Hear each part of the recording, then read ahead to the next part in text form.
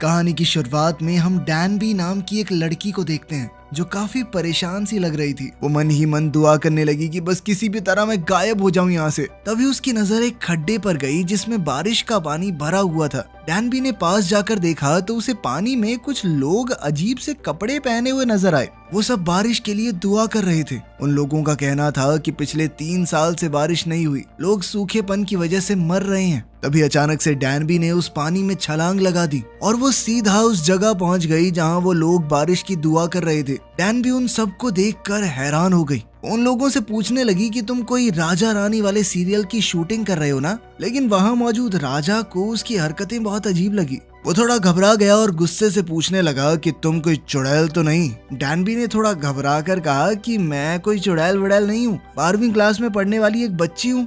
इतने सालों में भाषा बहुत बदल जाती है। उसके बोलने के तरीके से लोगों को लगा कि शायद ये कोई जादुई मंत्र पढ़ रही है और वो लोग और भी ज्यादा डर गए। तभी कुछ सिपाहियों ने उसे तलवारों से घेर लिया। जब डैनबी को पता चला कि ये तलवारें असली हैं तो उसने बातें बनाना शुरू कर दिया, क्योंकि इस काम में तो वो माहिर है। उसने कहा कि मुझे पता है मैं यहाँ क्यों आई हूँ, ताकि मैं बारिश को यहाँ तक ला सकूं। ये सुनते ही सब लोगों ने उसके सामने गर्दन झुका ली। उसने कहा कि ये मंत्र 50 बार दोहराना, ठीक है? और 50 बार उसकी बताई उलझलूल बात को दोहराने के बाद जैसे ही उन लोगों ने अपनी गर्दन उठाई, डैनबी वहाँ से गायब हो चुकी थी। वो भागते भागते एक ऐसी जगह पहुँच गई जहाँ चारों तरफ धार्मिक कपड़े लटके हुए थे। वो अपने कपड़े बदल कर सबके साथ चलने लगी और जाकर आराम से एक जगह बैठ गई। राजा वहाँ पर लोगों को समझा रहा था कि हमें आलतू फालतू चीजों पर भरोसा करना बंद करना होगा। अगर हमें अपने राज्य के भविष्य को सुधारना है तो हमें साइंस और मैथ्स के ऊपर काम करना होगा। तभी एक प्रीस्ट ने कहा कि ये सब कुछ बकवास है। ये साइंस की मदद से हम कभी कुदरत को समझ नहीं पाएंगे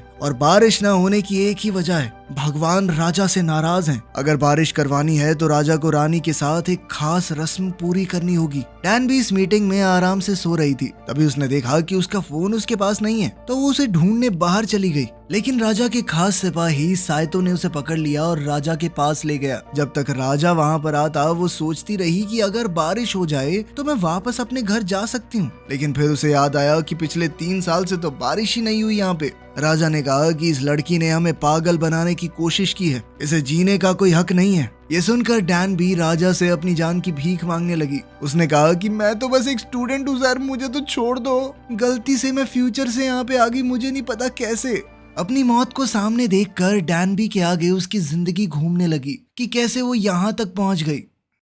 डैनबी 12वीं क्लास में पढ़ने वाली एक आम सी लड़की थी। अब बस कुछ ही दिन बचे थे जब वो यूनिवर्सिटी का एंट्रेंस एग्जाम देगी। लेकिन डैनबी बहुत ज्यादा कमजोर है मैथ्स में। वो जब भी मन लगा के मैथ्स पढ़ने बैठती तो बस सो जाती। उसके मैथ्स के टीचर इस बात से बहुत परेशान थे। एक दिन मैथ्स टीचर ने उसे क्लास में खड़ा कर दिया और एक क्वेश्चन सॉल्व करने को कहा, लेकिन हर बार की तरह वो इस बार भी क्वेश्चन को सॉल्व नहीं कर पाई। टीचर ने गुस्से में उसे सबके सामने जलील किया। घर पहुंचने के बाद डैनबी एक अच्छे स्टूडेंट की तरह टीवी पर गाने लगाकर अपने फोन में गेम खेलने लगी। तभी उसकी माँ वहाँ आ गई और सबकी माँओं की तरह उस पर ताने कसते हुए बोली कि जैसे तुझे गाने याद है ना, ऐसे पढ़ाई तो याद नहीं होती। बिल्कुल अपने बाप पर गई है, एकदम नकारा। इसके बाद थोड़े और ताने कसने के बाद डैनबी की माँ सीरियल देखने बैठ गई। अपनी माँ का सीरियल देखना डैनबी को बिल्कुल पसंद नहीं था, इसीलिए वो कमरा छोड़कर अपने दोस्त से मिलने चली गई। लेकिन डैनबी के दोस्त ने भी उसे लेक्चर देते हुए कहा कि ये तुम्हारा आखिरी चांस है कॉलेज में एडमिशन लेने का।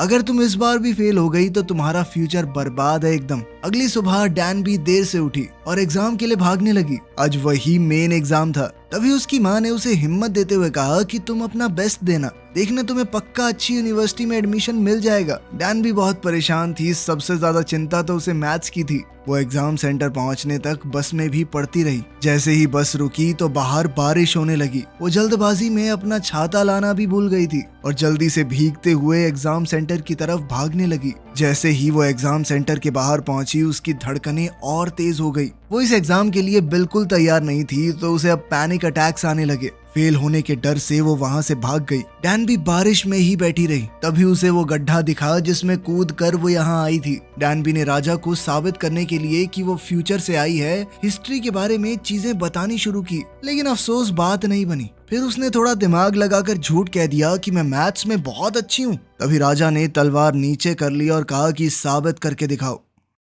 राजा ने डैनबी को एक सवाल दिया हल करने के लिए। डैनबी की राइटिंग तो बहुत बेकार थी, लेकिन डायग्राम देखकर राजा समझ गया कि ये सही जवाब है और साथ ही सॉल्यूशन भी बहुत बढ़िया था। ये देखकर राजा का मुंह खुला का खुला रह गया। राजा ने कहा कि हमारे देश के बड़े से बड़े जीनियस भी इस प्रॉब्लम को सॉल्व करने के लिए 3 दिन लगाते हैं, तुमने 1 मिनट के अंदर कर दिया। इसके बाद तो सब लोग डैनबी को ऐसे देख रहे थे मानो वो कोई बहुत बड़ी जीनियस हो, जबकि जिस समय से डैनबी आई थी वहां तो वो एकदम नालायक थी, लेकिन इस समय में बाकी सब तो दूसरी क्लास की मैथ्स में फंसे पड़े हैं। अब राजा ने डैनबी को एक ऑफर दिया, अगर तुम हमारे लोगों को मैथ सिखाओ तो बदले में मैं तुम्हें घर भेजने का वादा करता हूँ। डैनबी के पास कोई चारा तो था नहीं, तो वो मान गई। उसका पहला स्टूडेंट खुद राजा है। साथ ही राजा ने उससे कहा कि अब से तुम्हें एक लड़का बन के यहाँ रहना होगा, क्योंकि तुम चाहे जिस मर्जी समय से आई हो, इस जमाने में लड़कियां टीचर नहीं होती। डैनबी ये जानकर चौंक गई कि राजा को काउंटिंग तक नहीं आती। डैनबी ने राजा को सिखाने की शुरुआत बेसिक्स से की, पहले नंबर, फिर प्लस माइनस, मल्टीप्लाई वगैरह वगैरह। कुछ दिनों में राजा का मैथ्स का टेस्ट होने वाला था।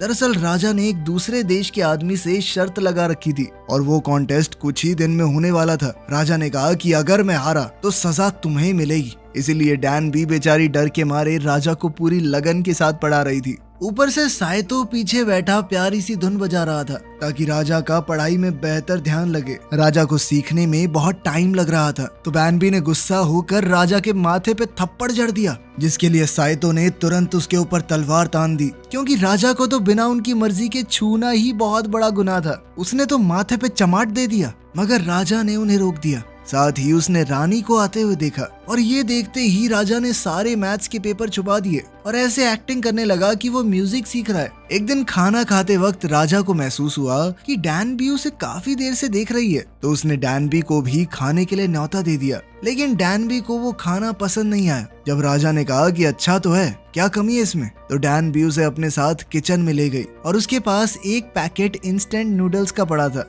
राजा को वो थोड़े ज्यादा मसालेदार लगे, लेकिन टेस्ट बहुत ही जबरदस्त था। जब डैनबी ने कहा कि मिर्च ज्यादा लग रही है तो पानी पी लो, तो राजा ने मना कर दिया और सुड़प सुड़प करके सारे नूडल साफ कर दिए। अगले दिन सब लोग राजा के चीखने की आवाजें सुन रहे थे। डैनबी जल्द ही राजा को देखने गई कि क्या हो गया इसे। उसने देखा कि राजा के चेहरे पर कुछ लिखकर लगाया गया था ताकि उसके ऊपर हुआ काला जादू टूट जाए। डैनबी ने ताबीज राजा के कान से हटाते हुए कहा कि देखो सर, आपका पेट खराब हुआ है ज्यादा मसालेदार नूडल्स खाने की वजह से। आपके पेट को आदत नहीं है उस सब की। काला जादू नहीं किया किसी ने, मसाले की वजह से बस थोड़ा स्टमक अपसेट है। राजा ने पूछा ये स्टमक क्या होता है, जिसके बाद डैनबी ने राजा को शरीर के अंगों के बारे में बताया कि यहाँ पर एक हार्ट होता है, यहाँ पर किडनी वगैरह वगैरह। साथ ही उसने राजा को हार्ट बीट सुनाने की कोशिश की, लेकिन राजा कहने लगा कि मुझे कुछ महसूस नहीं हो रहा। तो डैनबी ने राजा से कहा कि जिस दिन आपको किसी से प्यार होगा ना, तब दिल थोड़ा तेजी से धड़केगा, उस दिन आसानी से महसूस हो जाएगी।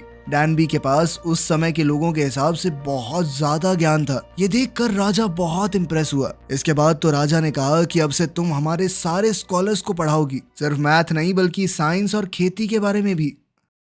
उस रात राजा ने उसे एक संतरा खाने को दिया, जिसके बाद डैनबी ने राजा का शुक्रिया अदा किया और फटाक से उसे खा गई। ये देखकर राजा को बहुत गुस्सा आया। उसने कहा कि ये फ्रूट तुम्हें 3 दिन में खाना चाहिए था। तुम्हें पता भी है ये फल कितना कीमती है, कदर नहीं है तुम्हें चीजों की। डैनबी ने जवाब दिया कि इतना ड्रामा करने की कोई जरूरत नहीं है, एक संतरा ही तो था, क्या बड़ी बात है इसमें। कुछ देर बाद वो दोनों महल में बॉल के साथ खेलने लगे। आज राजा बहुत सालों बाद इतनी देर भागे थे। एक दूसरे के साथ इतना समय बिताने से वो दोनों अब काफी करीब आ गए थे। यहाँ तक कि रानी को भी अब डैनबी से जलन होने लगी। राजा उसे मना ही रहा था कि तभी एक थकी हारी डैनबी के हाथ से बॉल गिर पड़ी और वो कुछ अजीब सा बर्ताव करते हुए नींद से चूर होकर नीचे गिर पड़ी। जैसे ही वो नींद से उठी तो उसने राजा से माफी मांगना शुरू कर दिया, लेकिन राजा ने कहा कि ऐसा कुछ नहीं हुआ, तुम सब भूल जाओ। इसके बाद वो दोनों सैर पर निकल गए। तब राजा ने उसे कहा कि अगर तुम इस मिशन में कामयाब हो गई तो हम तुम्हें अपने दरबार में अच्छे ओहदे पर रखेंगे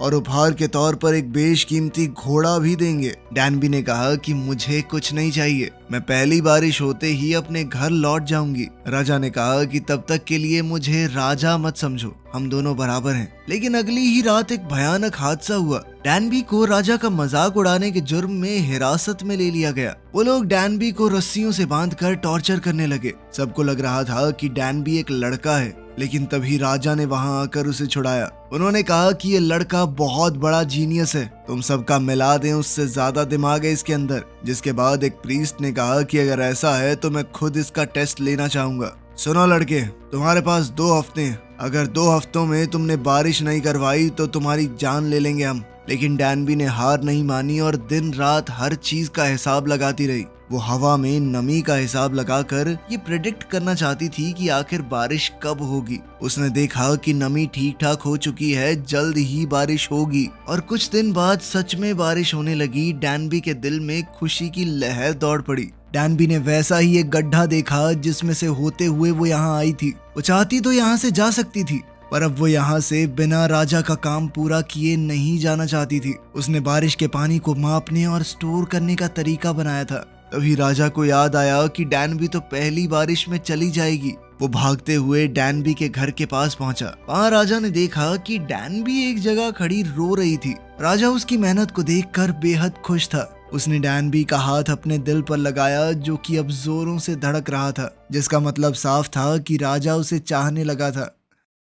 दूसरी तरफ प्रीस्ट ने साइटो को अपने पास बुलाया और कहा कि उस कॉलर को मार दो, वो पक्का भविष्य से आया है। साइटो जल्द ही राजा और डैनबी के पास पहुंचा। उसने राजा को बता दिया कि महल में कुछ लोग डैनबी को मारना चाहते हैं। जिसके बाद राजा ने उसे डैनबी को लेकर जंगल में भेज दिया ताकि कुछ वक्त तक वो हमलावरों से बच सके। उधर महल में प्रीस्ट राजा को समझा रहा था कि उस लड़के ने तुम्हें जो कुछ भी सिखाया है वो सब भूल जाओ, हमें अपनी परंपराओं को मानना चाहिए, उस लड़के की फालतू बातों को नहीं। मगर राजा ने उसकी बात को अनसुना कर दिया और डैनबी को ढूंढने निकल पड़ा। जंगल में कुछ दूसरे हमलावरों ने साइटो और डैनबी को देख लिया। साइटो ने जल्दी से डैनबी को घोड़े पर भगा दिया और खुद उनका सामना करने के लिए रुक गया। डैनबी भागती रही और ऐसी जगह जाकर रुकी जहाँ से उसे आगे का रास्ता समझ नहीं आया। तभी उसे राजा की बात याद आई। राजा ने उसे एक बार बताया था कि सूरज उसी दिशा से निकलता है जहाँ उसे जाना है, तो वो सूरज की रोशनी को देखते हुए आगे बढ़ने लगी।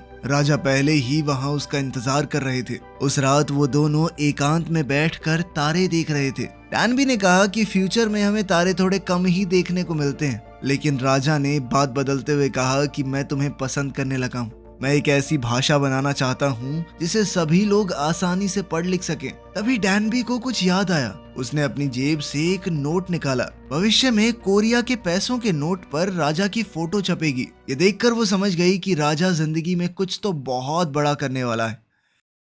खैर अगले दिन जब वो उठी तो कुछ लोग डैनबी को दुल्हन की तरह सजाने लगे। उसे कुछ भी समझ नहीं आ रहा था कि उसके साथ क्या होने वाला है। दरअसल ये राजा की माँ के कहने पर हो रहा था। उन्होंने राजा और डैनबी को साथ में देख लिया था और राजा रानी के साथ साथ कई और भी लड़कियों को महल में रख सकता है। फिर बताया गया कि उसे राजा के साथ गुलू गुलू करने के लिए तैयार किया जा रहा है और अब वो राजा की पहली प्रेमिका बन जाएगी। डैनबी ये सुनते ही डर के मारे उन पागलों से दूर भाग गई। एक नौकर ने राजा को बताया कि डैनबी भाग गई है, जिसके बाद राजा गुस्से में उसे ढूंढने लगा। आखिरकार जब उसे डैनबी मिली तो राजा उसका हाथ पकड़कर उसे खींचता हुआ अपने बेडरूम में ले गया। डैनबी खुद को बचाने लगी। तुमने तो कहा था कि हम बस दोस्त बन के रहेंगे, मैं अभी सिर्फ 19 साल की हूँ, ठीक है, जोर जबरदस्ती मत करना मेरे साथ। ये सुनकर राजा ने कहा कि हाँ तो बड़ी हो तो गई हो, 3 साल हो गए तुम्हें बालिक हुए, बच्ची नहीं हो तुम, और वैसे भी मैं तुम्हारे साथ कोई जबरदस्ती नहीं करने वाला। ये सब मेरी माँ का किया धरा है, इसमें मेरा कोई हाथ नहीं है। लेकिन अभी हमें यहाँ साथ ही रहना होगा।